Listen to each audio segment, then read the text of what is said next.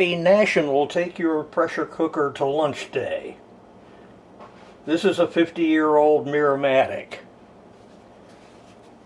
This is its original manual. I got it new when I moved into my first new house 50 years ago. And I haven't managed to wear it out yet. However, this is the original 50-year-old gasket. It still works, but as you can see, it's swollen up. It takes an absolute battle to get it even in, and then getting the top on and off of the cooker has gotten worse and worse and worse. So I went shopping, and sure enough, this is a brand spanking new original equipment replacement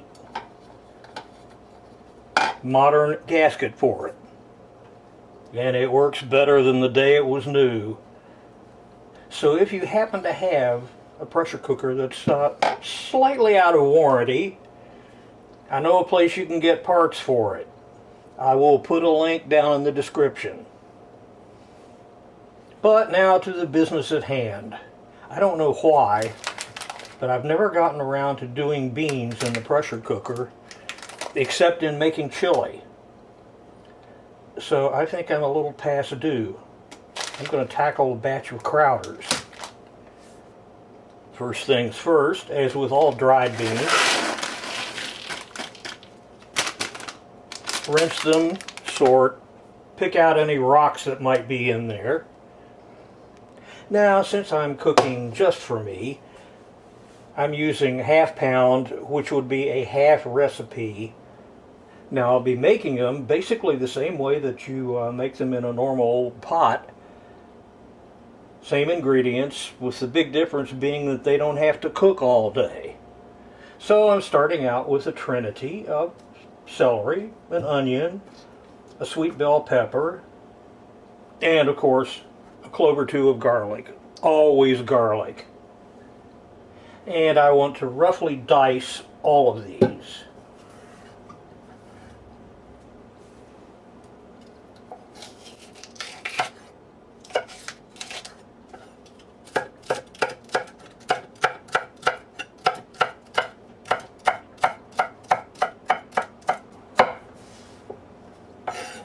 Rinse and repeat.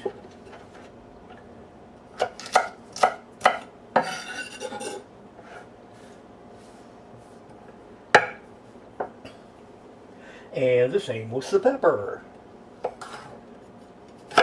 This will all actually cook down a lot and blend into the sauces and juices.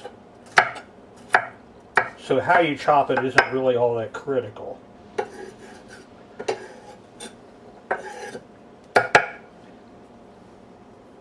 Same with the onion.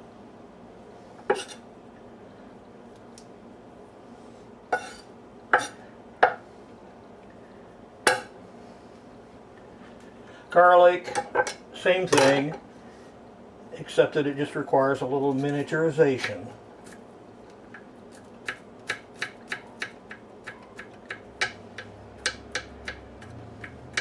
So when this is all whacked up,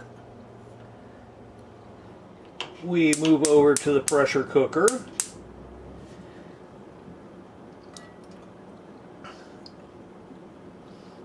Add a tablespoon, maybe a tablespoon and a half of EPOO, and dump them all in.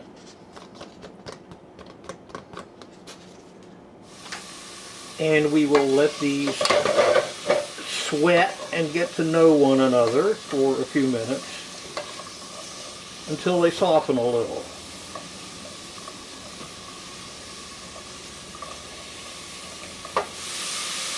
No salt at this point, in spite of temptation,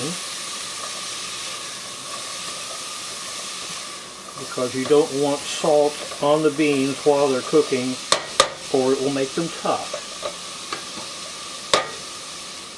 And when they've all softened, I add 4 cups of water, the Crowders, and a little bit of the leftover Christmas ham.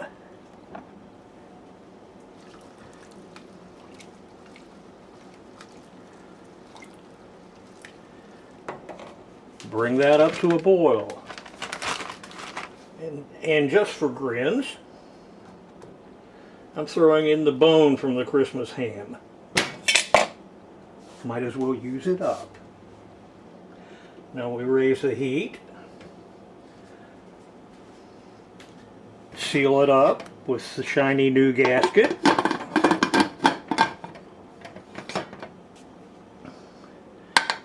Set the pressure cap for 15 pounds and bring it up to pressure.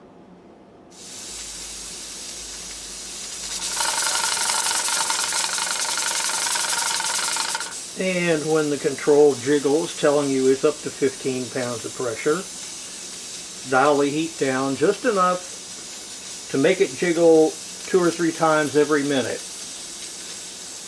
And let them cook for a half hour. Just barely enough time to make up a batch of cornbread. And a half hour is up. Now we haul it over to the sink.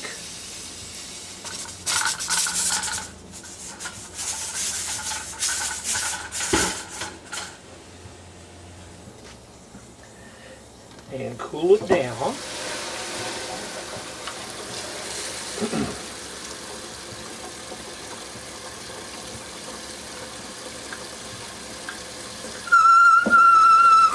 Well, that's exciting. Same to you. We are reducing the pressure. Quiet. To the point where it will be safe to pull the top off. Ouch. Not to mention it's safe to handle.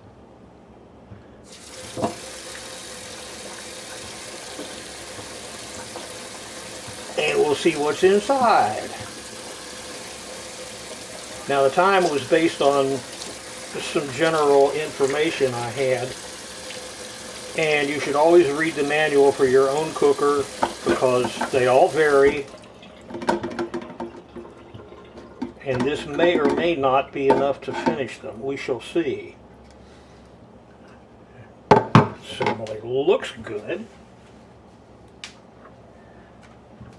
It's been smelling up the house.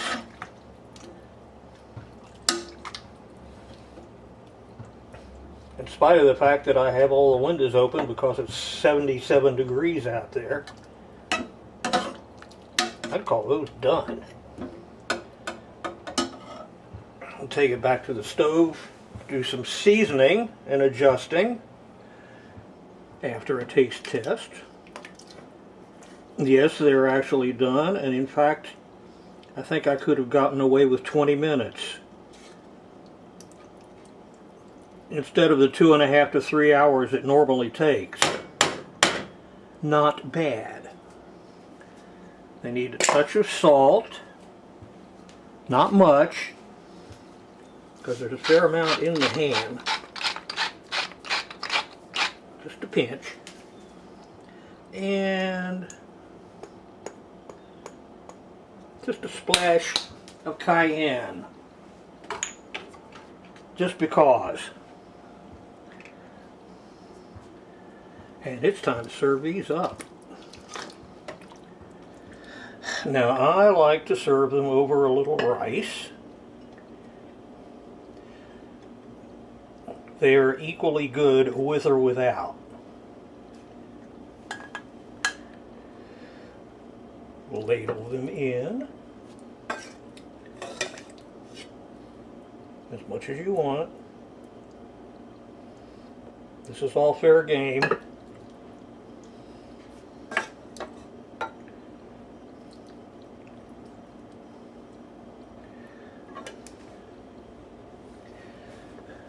Add cornbread. Add some veggies on the side after the cornbread. Some cucumber, tomato, a little radish, a little blue cheese, a little balsamic vinaigrette, all to appease the Veggie Police, and the champagne,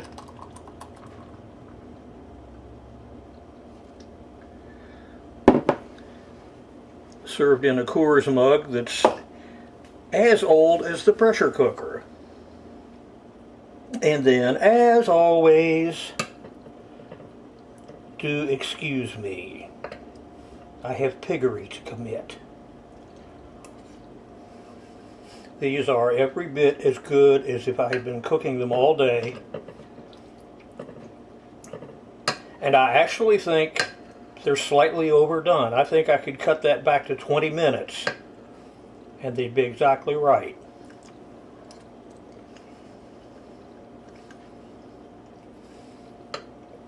Yum.